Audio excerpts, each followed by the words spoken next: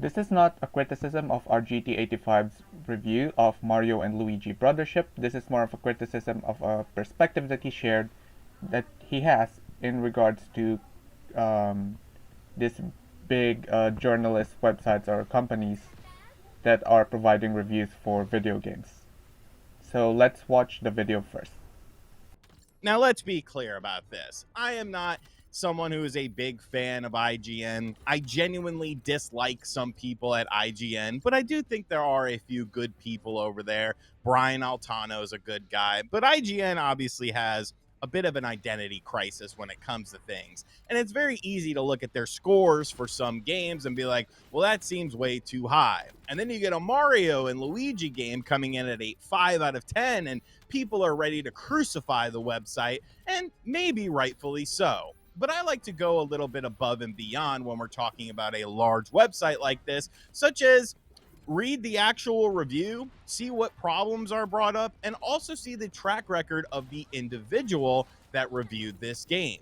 Because you got to remember, all because it falls under the IGN banner doesn't mean it's the same person reviewing all of those games. And yes, some games do get ridiculous scores from IGN. But I actually wanted to read this review because honestly, I was kind of on the fence about this game. I didn't really like the So I've actually heard that line of argument from different YouTubers and even the people commenting on those videos. And here's why that's wrong. The track record of the individual reviewer does not matter because it was posted on the main company channel. The company IGN has viewed and approved the contents of the review that reflects whatever standard or perspective that they have.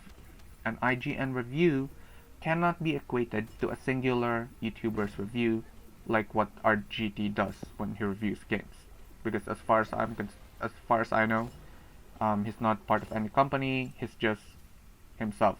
It's just him for his YouTube channel, and of course, a video editor.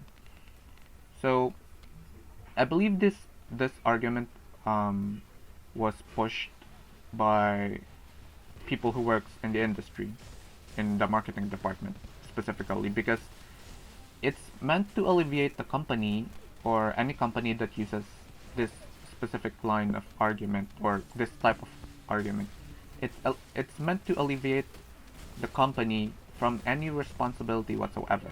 It's part of protecting brand identity from any form of ridicule because um, if you follow through, it's basically saying that you shouldn't criticize IGN's review of Mario, you should just criticize the person instead. And when you do that, you criticize the person directly. Yes. However, it's sort of the name of IGN sort of gets lost in the discussion at that point. That's the whole point of it, to protect the company name. Um, Another good example of this, let's say you bought a game and it's not working correctly. Then some other person says that, oh, you should not blame Game Studio A, you should blame game developer number 51, Johnny McGruber, instead. It's funny, it's kind of like complete nonsense if you think about it.